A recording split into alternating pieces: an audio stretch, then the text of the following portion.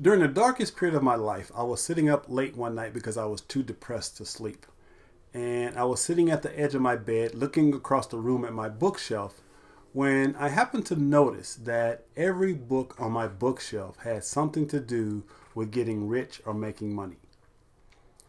And as I looked at those books, this question just popped in my head.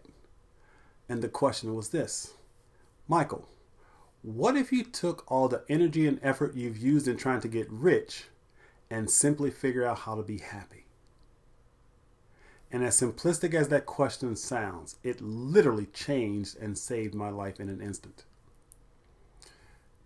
In asking myself that question, all of a sudden my depression lifted and I had this amazing clarity that I was going to be able to rebuild my life.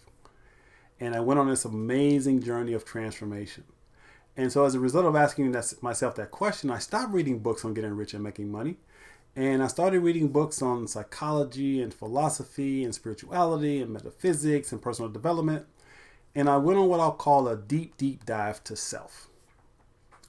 And so after a couple of years, I was able to rebuild my life and things were getting better.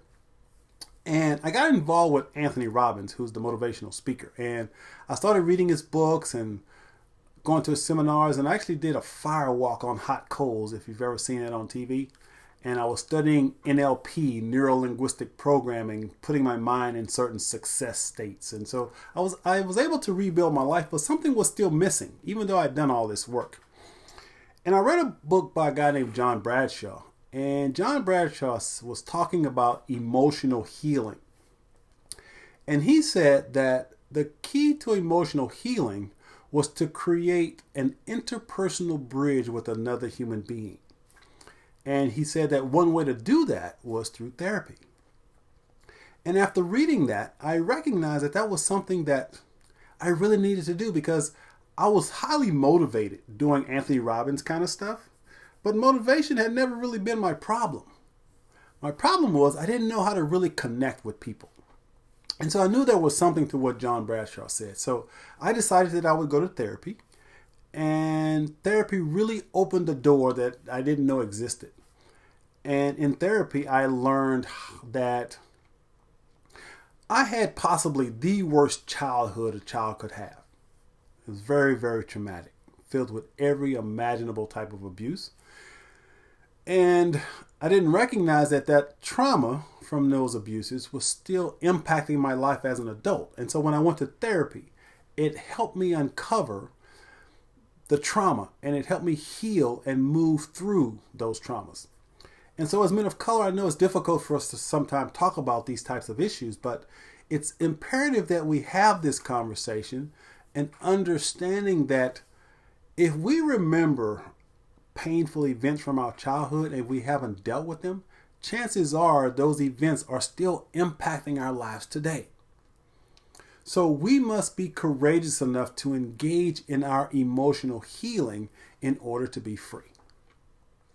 And so it is my belief that the three most difficult words for any man to say is, I need help. And especially men of color.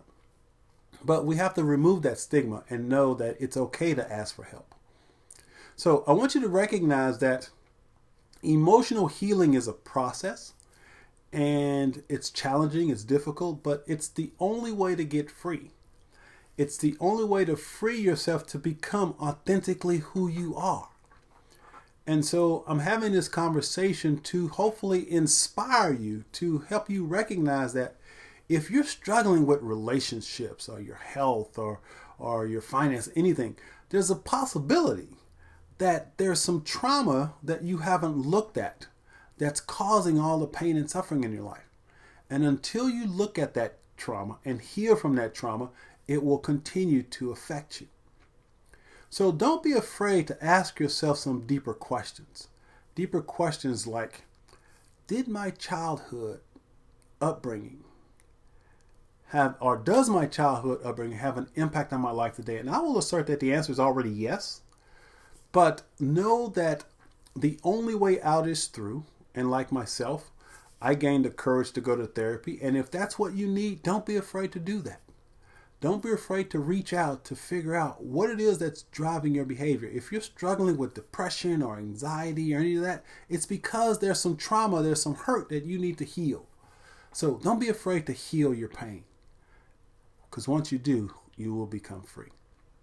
So again, I've put together this resource, The Cure for Loneliness, A Black Man's Guide to Joy, Passion, and Purpose, to provide you with some wisdom to support you in living an extraordinary life. And emotional healing is an important part of that. So I hope you'll pick up a copy, learn more about the concept that I'm talking about, and it will also provide you with some resources to support you in getting help if needed. So again, I hope you'll follow your heart, trust yourself, do the inner work that you need to do to be happy and free. Follow the hashtag #OnlynessCure. Join the conversation, be a part of the community. Let's empower each other to live extraordinary lives.